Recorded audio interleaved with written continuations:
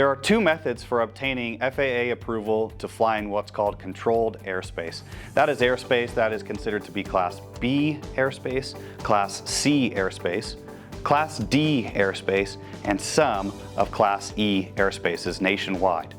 Those two methods include receiving an airspace authorization from the FAA's Drone Zone website. In order to receive that FAA Drone Zone authorization for airspace, the operator must submit an application to the FAA that states when they are going to be flying,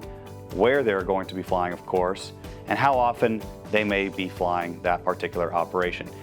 In addition to those three items, the FAA will also ask for a description of the operation, really just you telling the FAA how you are going to conduct that operation safely within controlled airspace. The second method for obtaining an airspace authorization, and really the most common method, is to utilize the FAA's newer system, and by newer, that's roughly 2018 or so, and that is called the FAA's Low Altitude Authorization and Notification Capability, otherwise known as LAANC.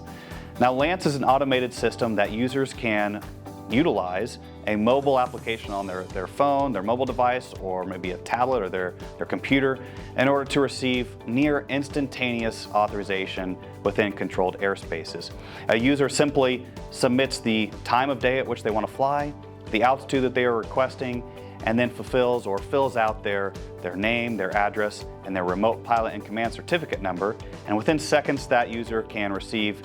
FAA authorization to fly in those controlled airspaces.